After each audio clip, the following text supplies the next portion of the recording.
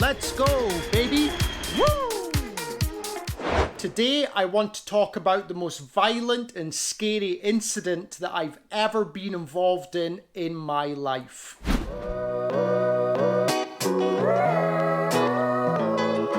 This story takes place in Cambodia, in Phnom Penh, and I was drunk again. I was out drinking with my friend Pete. We drank tequila, beer, whiskey, Zambucas. We were both completely wrecked.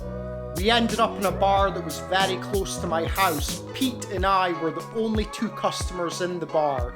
The lady behind the bar, she was the manager. And I got so drunk that I fell asleep at the bar. Now, before I fell asleep, Pete and the manager behind the counter, they were laughing and joking.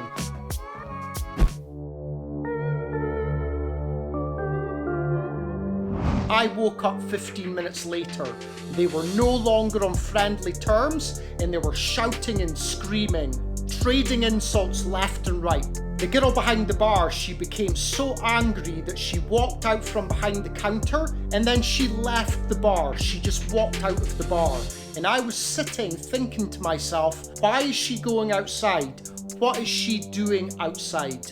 A few minutes later, the girl came back into the bar and she told me and Pete, pay your bill and get out right now. Pete and I paid the bill and we started walking outside. As we walked outside, I kept thinking to myself, what was the girl doing outside? Why did she go outside?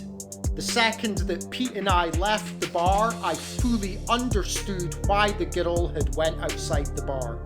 Waiting outside the bar was 30 tuk-tuk drivers. They were stood in a semicircle completely surrounding the bar. I was absolutely terrified at this point because I knew that one of three things was about to happen.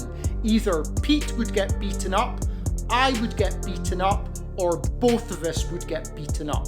I turned to Pete and he was just as scared as I was, and I said to him, we have to leave right now. As Pete and I made our way through the group of tuk-tuk drivers, they slowly parted out of the way. We got about halfway through the crowd and I thought to myself, it's going to be okay. Out of nowhere, a tuk-tuk driver jumped forward and in his hand was either a small metal pole or a wooden club, and he started to beat Pete over the head with the weapon. Over and over and over again. I was absolutely shocked. I could not believe what I was seeing. I snapped out of my shocked state and I jumped forward to try and save Pete. But there was too many tuk-tuk drivers. There was 30 of them. They simply pushed me aside. I spun round very quickly and that's when I seen the barmaid that Pete had insulted. She was stood outside the bar watching the assault take place. I ran over to the girl that Pete had insulted. I pulled $20 from my pocket and I gave it to her and I spoke in Khmer to her. I said, Som chop, mat rabakanyom srobang klang, som chop. The girl took the $20, looked at the money, put it into her pocket, then she shouted over to the tuk-tuk drivers, chop. The tuk-tuk driver stopped his assault. I ran over, I grabbed Pete, and we went running away from that street back towards my house. Pete was in an absolute mess. He had several cuts on the top of his head and blood was pouring down his face. Pete kept saying to me over and over, what just happened? He didn't remember anything because he was so concussed. I turned my back for 2 seconds to look for help. When I looked back, Pete was so concussed he ran away back to his hotel. The problem was, I didn't know what hotel he stayed at. I looked for Pete for almost 1 hour. After I couldn't find him, I had to go home and go to sleep. The next day, I found out that Pete had made his own way to the hospital in the morning.